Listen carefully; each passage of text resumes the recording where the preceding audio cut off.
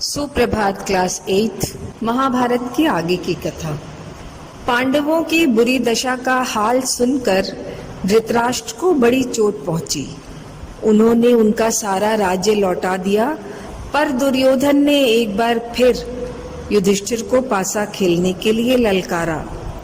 इस बार शर्त यह रखी गई कि जो भी हारे वह 12 वर्ष वन में रहे और फिर 1 साल तक अज्ञातवास करे, यानी कहीं छिप जाए।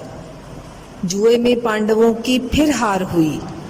उन्होंने अपने वचन का पालन किया और द्रौपदी को साथ लेकर वन की ओर गमन किया। 13 बरस बीत गए। अब दुर्योधन ने पांडवों को राज्य देने से इनकार कर दिया।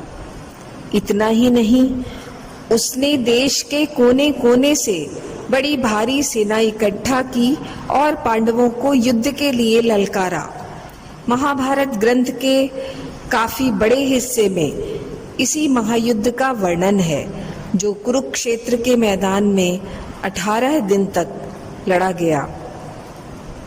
कौरवों और पांडवों की ओर से बड़े बड़े शूरवीर मैदान में उतरे। हालांकि कौरवों के मुकाबले पांडवों की सेना बहुत थोड़ी सी थी, फिर भी जीत पांडवों की ही हुई। इसका सबसे बड़ा कारण यह था कि वह सच्चाई के लिए लड़े और धर्म उनके साथ था। इसीलिए कृष्ण ने उनका साथ दिया। अंत में कौरव मारे गए और युधिष्ठिर राजगद्दी पर बैठे। कई साल राज करने के बाद पांचों पांडव अपना राज्य अपने उत्तराधिकारी अभिमन्यु के पुत्र परीक्षित को सौंपकर स्वर्ग की खोज में निकले। द्रौपदी भी सदा की भांति उनके साथ ही गई।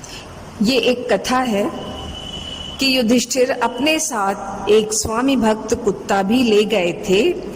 युधिष्ठिर के भाइयों और द्रौपदी की रास्ते में ही मृत्यु हो गई। युधिष्ठिर अपने कुत्ते को साथ में लेकर स्वर्ग के दरवाजे पर पहुंचे। वहां उनसे कहा गया कि वह स्वर्ग तभी दाखिल हो सकते हैं जब अपने कुत्ते को पीछे छोड़ दें। पर युधिष्ठिर कहाँ मानने वाले थे। युधिष्ठिर का प्रेम देखकर देवता खुश हो गए और उन्होंने दोनों को स्वर्ग में जाने की अनुमति दे दी। महाभारत संसार का सबसे लंबा महाकाव्य है। इसमें शूरवीरों और देवी देवताओं, बुद्धिमान पुरुषों और वीर स्त्रियों की सैकड़ों कहानियां भरी पड़ी हैं। महाभारत का सबसे महत्वपूर्ण अंश भगवद गीता है।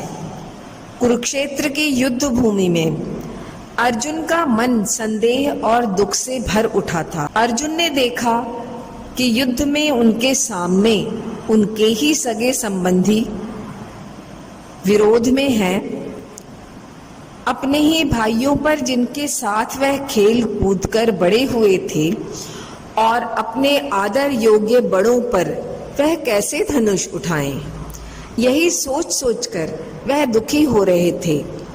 कृष्ण अर्जुन के सारथी यानी रथ चलाने वाले थे। उन्होंने अर्जुन को ढांढस बंधाया और समझाकर कहा कि सबसे बड़ी बात यह है कि मनुष्य को अपने कर्तव्य का पालन करना चाहिए, उसके नतीजे के बारे में नहीं सोचना चाहिए। मनुष्य अपना कर्तव्य अच्छी तरह तभी निभा सकता है जब वह स्वार्थ और इच्छाओं पर विजय पाले। यही गीता का महत्वपूर्ण संदेश है। समस्त समाज गीता के उपदेशों का आदर करते हैं और उन पर चलने की कोशिश करते हैं। इसके अलावा संसार भर में अन्य धर्मों को मानने वाले अनेक लोग गीता का पाठ और आदर करते हैं। वाल्मीकि ने रामायण और महाव्यास ने महाभारत की रचना की। पहले ये दोनों ग्रंथ संस्कृत में लिखे गए थे, पर जनता में इन दोनों कथाओं का इतना प्रचार हुआ कि बाद में लोगों की बोलचाल की भाषाओं में भी इनका अनुवाद किया गया। अब ये हमारे जीवन का एक हिस्सा बन गए हैं। बच्चों, इस पाठ के जो शब्दार्थ आपकी पुस्तक में दिए गए हैं उनको अपनी कॉपी में लिख लीजिएगा।